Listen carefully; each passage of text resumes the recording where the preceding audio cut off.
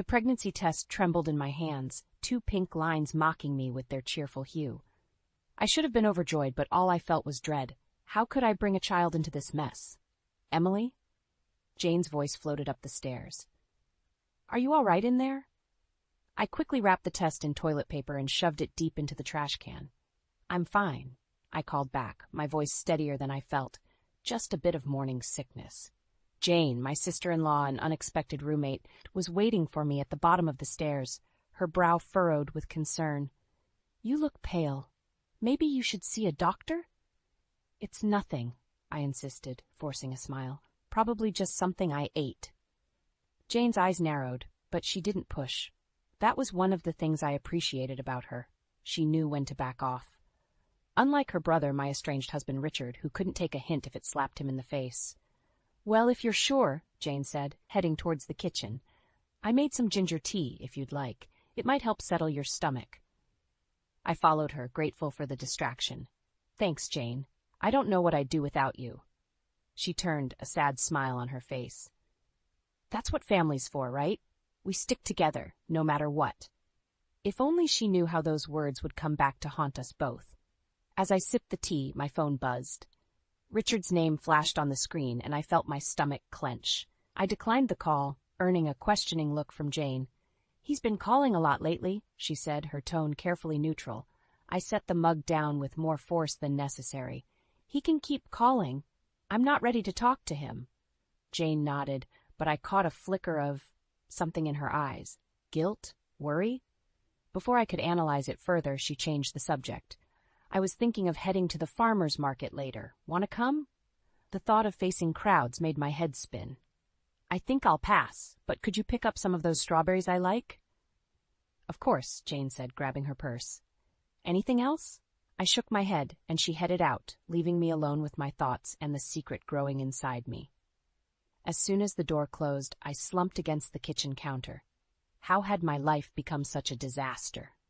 6 months ago, I'd been happily married, planning for our future. Now, I was living with my sister-in-law, pregnant and alone.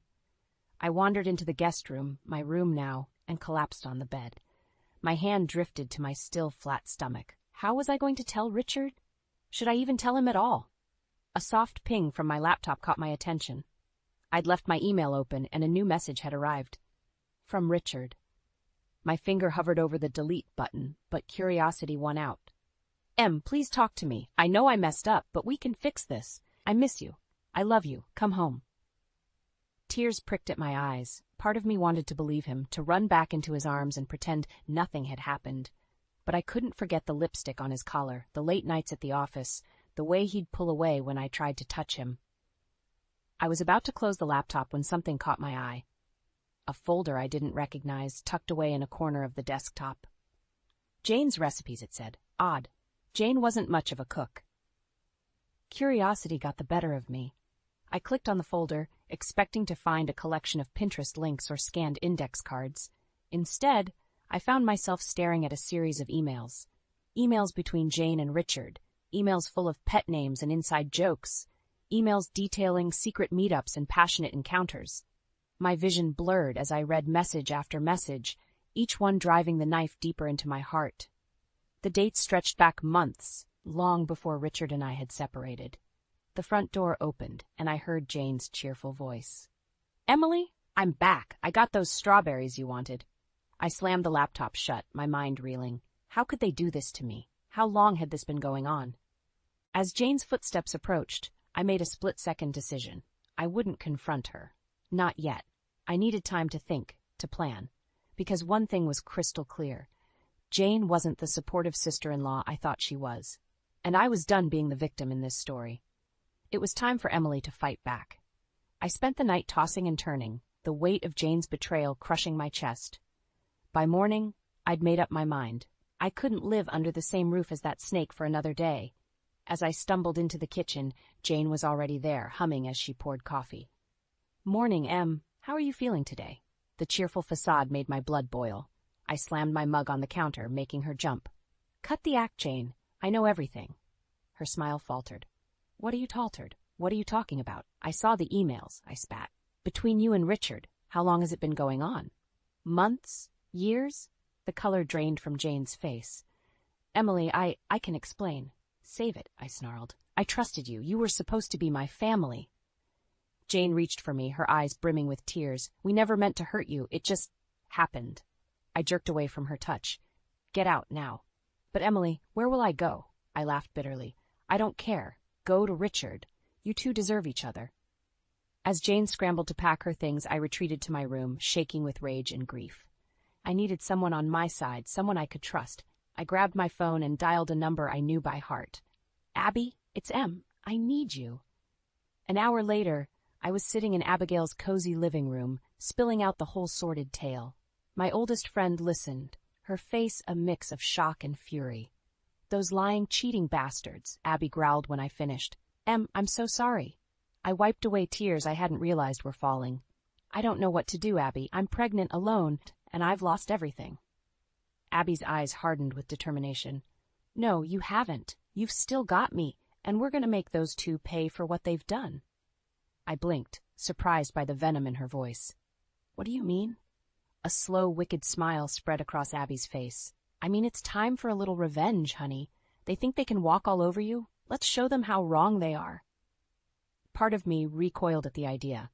I'd never been the type for revenge. But another part, a darker part I barely recognized, thrilled at the thought of making Richard and Jane suffer like I had. What did you have in mind? I asked, leaning forward. Abby's grin widened. First things first, we need to gather evidence. Those emails are a good start, but we need more. Phone records, credit card statements, anything that proves their affair. I nodded, my mind racing.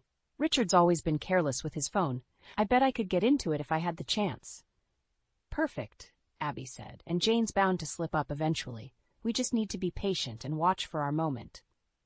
As Abby outlined her plan, I felt a strange mix of excitement and fear. This wasn't like me.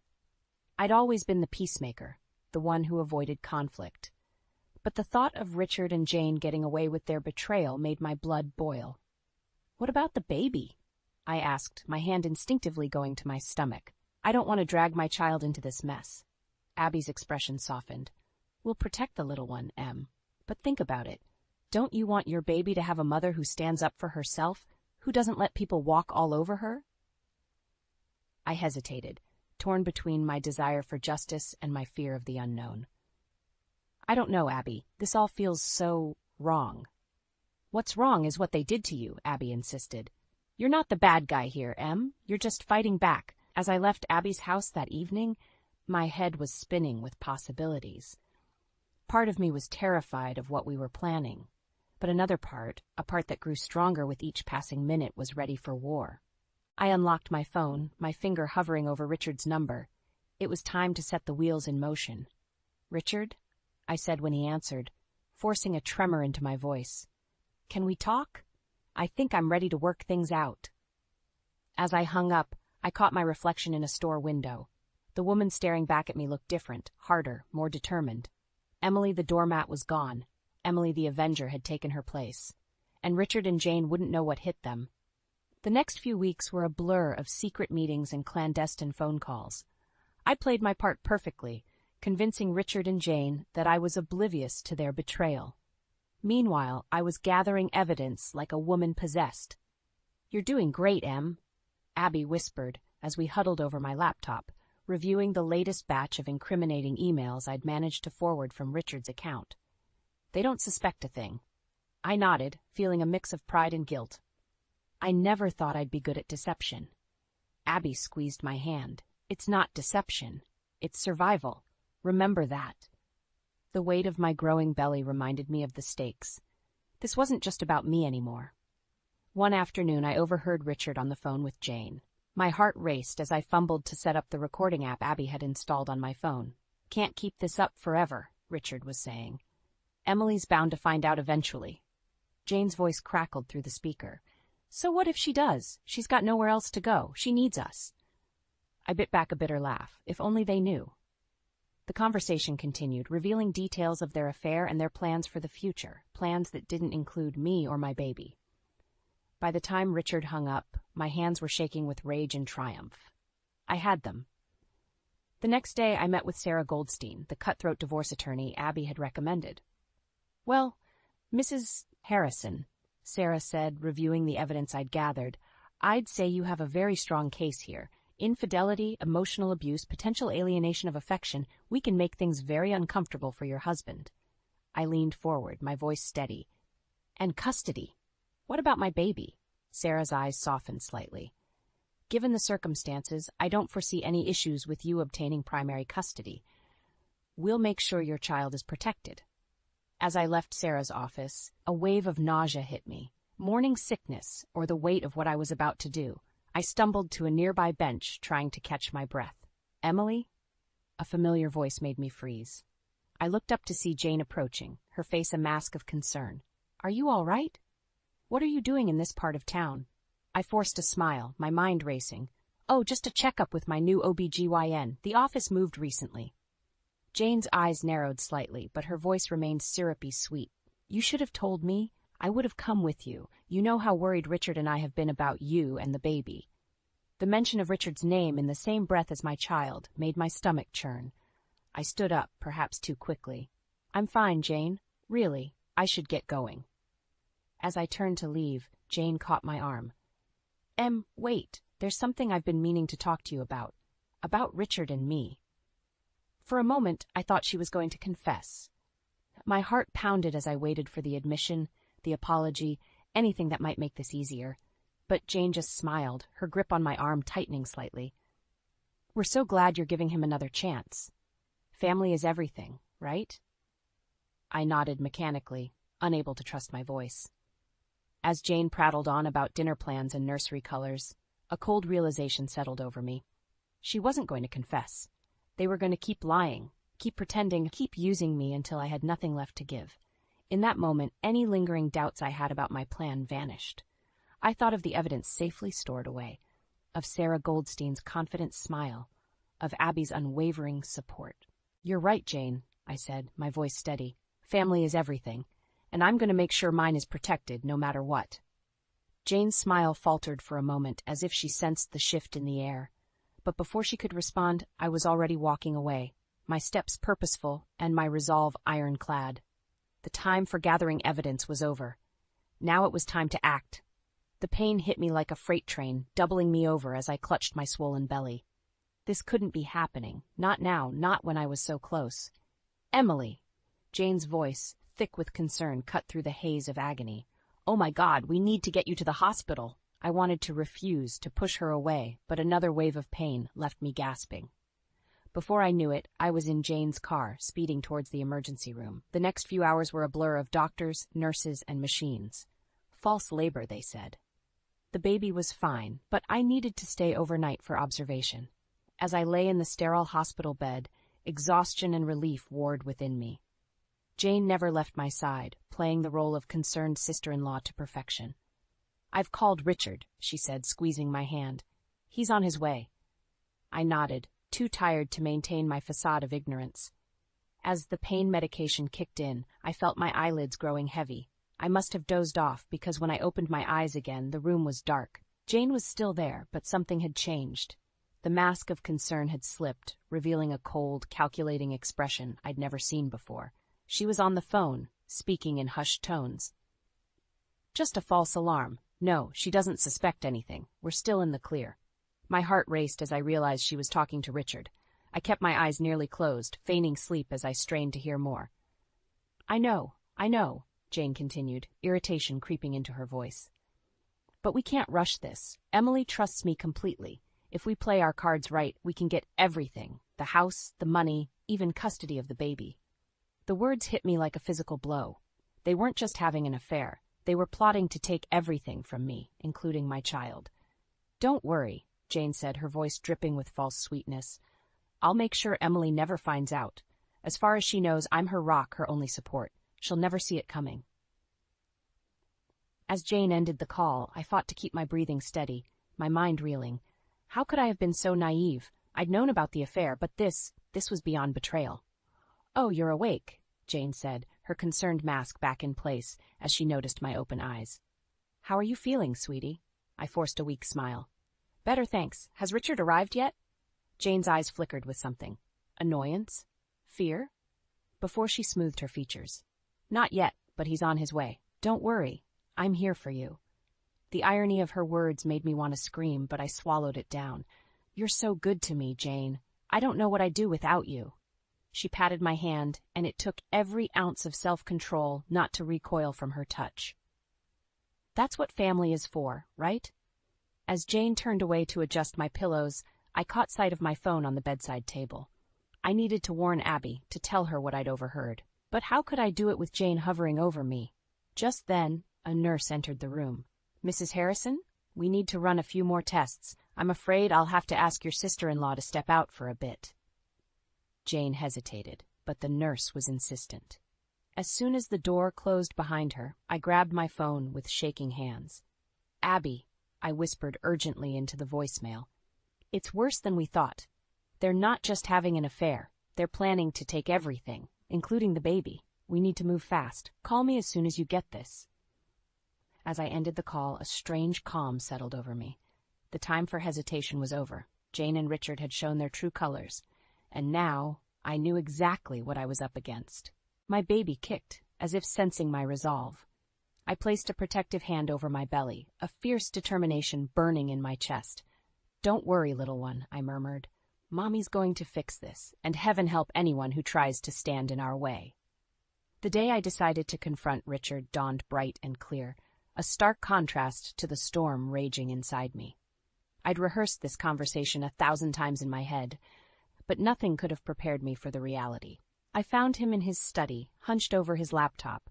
He looked up as I entered, surprise flitting across his face. Emily, what are you doing here? We need to talk, Richard, I said, my voice steadier than I felt. About us, about Jane. The color drained from his face. What about Jane? I took a deep breath, steeling myself. I know about the affair. I know about your plans to take everything from me, including our baby. Richard's shock quickly morphed into anger. He stood up, towering over me. You've been spying on me? On us? I didn't have to, I shot back. You two weren't exactly subtle. He ran a hand through his hair, pacing the room like a caged animal. You don't understand, Emily. Things haven't been right between us for a long time. Jane, she gets me in a way you never did. The audacity of his words stung, but I held my ground. So that justifies betraying me? Planning to take our child? Richard's eyes narrowed. Oh, please. You pushed me into Jane's arms with your constant nagging, your neediness. This is as much your fault as it is mine. I felt as if I'd been slapped. My fault? I trusted you. I loved you. Love? Richard scoffed. You don't know the first thing about love. You're suffocating, Emily. Always have been. Jane, she lets me breathe. Each word was a dagger to my heart, but I refused to let him see me cry. And what about our baby? Were you really going to try to take custody? For a moment, something like guilt flashed in Richard's eyes, but it was quickly replaced by cold determination. I'd be a better parent than you. You're too emotional, too unstable. The baby would be better off with me and Jane. The room spun around me as the full weight of his betrayal hit home. This man, who I'd loved and trusted, was willing to destroy me completely. You're wrong, I said, my voice barely above a whisper. About everything, and I'm going to prove it. Richard laughed, a harsh, mocking sound. How? You've got nothing, Emily. No money, no job, nowhere to go. Face it, you need me. In that moment, something inside me snapped. The fear and hurt I'd been carrying for months transformed into a white-hot rage, but instead of lashing out, I felt an eerie calm settle over me. I looked Richard straight in the eye, my voice steady. You're right, I do need you. Confusion replaced the smugness on his face. What? I forced my lips into a trembling smile, channeling every ounce of acting ability I possessed. I can't do this alone, Richard. I'm scared. Can we try to work things out? For the baby's sake? Richard's expression softened, a triumphant gleam in his eye. He thought he'd won. Oh, Emily, of course we can. I knew you'd come around eventually. As he pulled me into an embrace, I fought the urge to recoil. Over his shoulder, I caught sight of a framed photo on his desk. Richard and Jane, laughing together at some party. My resolve hardened. Thank you, I whispered, my mind already racing with plans. You're right, family is everything. We need to stick together. As I left Richard's study, my hand instinctively went to my belly. Don't worry, little one, I murmured. Mommy's got this under control. I pulled out my phone, sending a quick text to Abby. It's done. He bought it. Time for phase 2. The game was on, and this time I was playing to win. Richard and Jane thought they had me cornered, but they were about to learn that a mother protecting her child was the most dangerous opponent of all. Let them think they'd won. I'd show them just how wrong they were. The weeks following my confrontation with Richard were a whirlwind of secret preparations and careful deceptions. On the surface, I played the role of the forgiving wife, smiling sweetly at Richard and Jane while my insides churned with disgust. "You're doing great, Em," Abby whispered during one of our clandestine meetings. "They don't suspect a thing." I nodded, my hand resting on my ever-growing belly. I just hope it's enough. With Abby's help and Sarah Goldstein's legal guidance, I began piecing together my new life. We found a modest apartment across town, far from Richard's reach. I started transferring small amounts of money from our joint account to a new one in my name only, careful not to raise any red flags. One afternoon, while Richard was at work and Jane was out shopping, I snuck into Richard's home office. My heart pounded as I copied financial documents and downloaded emails from his computer. Each piece of evidence was another nail in the coffin of their betrayal. As my due date approached, the pressure intensified. Richard and Jane grew more affectionate, more solicitous. Their saccharine concern made me want to scream, but I held it together, knowing the end was in sight. "We should start thinking about names," Richard said one evening, his hand on my stomach. It took every ounce of willpower not to flinch away. "Of course," I replied, forcing a smile. "I was thinking maybe Sarah for a girl." Jane, lounging nearby, perked up. "Oh, that's lovely. Sarah Harrison has a nice ring to it." I bit back a bitter laugh. If only they knew. The next day, I met with Sarah Goldstein to finalize our strategy. "Everything's in order," she assured me, her eyes gleaming with determination. "We've got them dead to rights, Emily. They won't know what hit them." As I left her office, a wave of dizziness washed over me. I steadied myself against a wall, taking deep breaths. The stress was taking its toll, but I couldn't falter now, not when I was so close. That night, as I lay in bed pretending to sleep, I overheard Richard on the phone with Jane. "It's almost time," he whispered. "Once the baby's born, we'll make our move. Emily won't know what hit her." Tears pricked my eyes, but I blinked them away. They thought they had me cornered, but they were in for a rude awakening. The next morning, I put the final pieces of my plan into motion. I called my boss, spinning a tale about needing extended leave due to pregnancy complications. In reality, I'd already secured a new job starting in a month, thanks to Abby's connections. As I packed a small bag with essentials, hiding it in the trunk of my car, a sudden pain gripped my abdomen. I gasped, clutching my belly. No, not now. It was too soon. Another contraction hit, stronger this time. Panic rose in my throat. This wasn't part of the plan. I wasn't ready. With shaking hands, I dialed Abby's number. "It's happening," I choked out. "The baby's coming." "Stay calm," Abby said, her voice steady. "I'm on my way. We can do this, Em. Just hold on." As I ended the call, I caught sight of myself in the mirror. The woman staring back at me looked terrified, but there was a steely determination in her eyes that I barely recognized. "We can do this," I whispered to my reflection, to my unborn child. "We're stronger than they think." Another contraction ripped through me, and I gritted my teeth against the pain. Time was up. Ready or not, my new life was about to begin. And Richard and Jane? They were about to learn that they'd underestimated me for the last time. The contractions were coming faster now, each one a reminder that time was running out. Abby burst through the door, her face a mix of panic and determination. "We need to go, Em, now." I nodded, gritting my teeth against another wave of pain. "The bag in the car." As Abby helped me to her car, I caught sight of Jane's SUV turning onto our street. My heart raced. We were cutting it too close. "Drive," I gasped as Abby started the engine. "Don't stop for anything." We peeled away, just as Jane pulled into the driveway. In the rearview mirror, I saw her confused face, phone already in hand. No doubt calling Richard. Between contractions, I fumbled with my phone, pulling up the pre-written message I'd prepared for this moment. With trembling fingers, I hit send. To Richard, "By the time you read this, I'll be gone. I know everything. The affair, your plans for our baby. It's over. Divorce papers are on the kitchen table. Don't try to find me." I switched off my phone, tossing it into my bag. There was no going back now. "Hospital?" Abby asked, her knuckles white on the steering wheel. I shook my head. No, the new apartment. Sarah's meeting us there. Abby's eyes widened. Em, are you sure? What if something goes wrong? Another contraction hit, and I clutched my belly. Nothing's going wrong. This baby and I, we're fighters.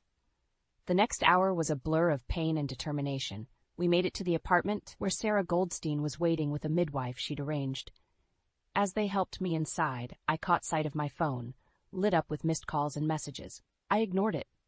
Emily, Sarah said, her voice steady, I filed the papers. As of an hour ago, you're legally separated. Richard can't touch you or the baby without going through me. Relief washed over me, quickly replaced by another contraction. I screamed, the sound echoing off the bare walls of my new home. Hours passed in a haze of pain and pushing. Just when I thought I couldn't take any more, a new sound filled the room, the strong, healthy cry of my daughter. She's beautiful, Em, Abby whispered, tears in her eyes as she placed the tiny bundle in my arms. I looked down at my daughter's face, overcome with a love so fierce it took my breath away. Hello, Sarah, I murmured. Welcome to the world. As if on cue, a commotion erupted outside. Richard's voice, angry and desperate, carried through the door. Emily, I know you're in there. You can't do this. Sarah moved to the door, her voice cold and professional. Mr. Harrison, you're trespassing. Leave now, or I'll call the police. That's my child, Richard shouted. You can't keep me from my child. I held Sarah closer, my heart pounding. We'd known this moment would come, but the reality was terrifying. Emily, please, Richard's voice cracked. We can work this out. I'm sorry. I'll do anything. For a moment, I wavered. The pain in his voice tugged at something deep inside me. But then I looked down at Sarah, so small and vulnerable, and my resolve hardened. Tell him to leave, I said to Sarah Goldstein, my voice stronger than I felt. Tell him I'll contact him when I'm ready, not before. As Richard's pleas faded, replaced by the sound of police sirens, I felt a strange mix of triumph and sadness. This wasn't how I'd imagined bringing my child into the world, but it was the hand we'd been dealt. It's okay, little one, I whispered to Sarah. Mommy's got you, and I promise no one will ever hurt us again. As the adrenaline faded, exhaustion set in, but even as my eyes grew heavy, I knew one thing for certain. The hardest part was over. From here on out, Sarah and I would face the world together, on our own terms. And Richard? He was about to learn that he'd underestimated me for the last time. 6 months after Sarah's birth, I stood in front of the courthouse, my heart pounding. Today was the final hearing for my divorce and custody case. Richard had fought tooth and nail, but thanks to Sarah Goldstein's expert handling and the mountain of evidence I'd gathered, we were confident. Ready? Abby asked, squeezing my hand. I nodded, adjusting Sarah in her carrier. As I'll ever be. Inside, Richard and Jane sat on the opposite side of the courtroom. Richard looked haggard, his once immaculate suit rumpled. Jane avoided my gaze, her face a mask of guilt and defiance. As the judge entered, I took a deep breath. This was it, the moment that would define our future. The proceedings flew by, in a blur of legal jargon and emotional testimony. Richard pleaded for joint custody, claiming he'd changed, that he deserved a chance to be a father. But when presented with the evidence of his affair and his plans to take Sarah away from me, his arguments crumbled. Finally, the judge cleared her throat. In light of the evidence presented, I hereby grant full custody of Sarah Harrison to Emily Harrison, with Richard Harrison granted supervised visitation rights. Relief washed over me, so intense I nearly collapsed. We'd done it. Sarah was safe. As we left the courthouse, Richard approached, his eyes red-rimmed. Emily, please, can we talk? Part of me wanted to ignore him, to walk away and never look back. But as I looked down at Sarah, peacefully sleeping in her carrier, I realized something. She deserved to know her father, even if he'd made terrible mistakes. You can see her, I said, my voice steady, but only under supervision, and only if you agree to counseling. Richard's face crumpled with relief and gratitude. Thank you, Emily. I promise. I'll do better. As he walked away, I felt a weight lift from my shoulders. It wasn't forgiveness, not yet, but it was a start. Back at my new apartment, I was surprised to find my neighbor Sarah waiting with a homemade casserole. Over the past months, she'd become a dear friend, always there with a kind word or a helping hand. I thought you might need this after today, she said, her smile warm. As we sat talking over dinner, Sarah suddenly grew serious. Emily, there's something I need to tell you. I'm not just a neighbor. I'm actually a family mediator and therapist. I blinked, surprised. Why didn't you say anything before? Sarah shrugged. I wanted to be your friend first, but now I think I might be able to help. If you're interested, I could mediate between you and Richard, help you both learn to co-parent effectively. I considered her offer, thinking of Richard's broken expression at the courthouse. I think I'd like that, for Sarah's sake. As Sarah left that evening, I stood by the window, watching the sunset. So much had changed in a year. I'd lost a husband, gained a daughter, and discovered a strength I never knew I possessed. I looked down at Sarah, sleeping peacefully in her crib. We did it, little one, I whispered. It's just you and me now, but we've got this. The road ahead wouldn't be easy. Co-parenting with Richard, building a new career, raising Sarah on my own, each day would bring new challenges. But for the first time in months, I felt truly hopeful. I was Emily Harrison, single mother, survivor, and fighter. And I was ready for whatever life threw my way next. As I crawled into bed that night, I smiled to myself. The Emily who had started this journey, scared, betrayed, and unsure, was gone. In her place stood a woman who had faced her worst fears and come out stronger. Tomorrow would bring new battles, new joys, new sorrows, but I was ready for them all, because now I knew the truth. I was capable of so much more than I'd ever imagined. And with Sarah by my side, there was nothing we couldn't face together.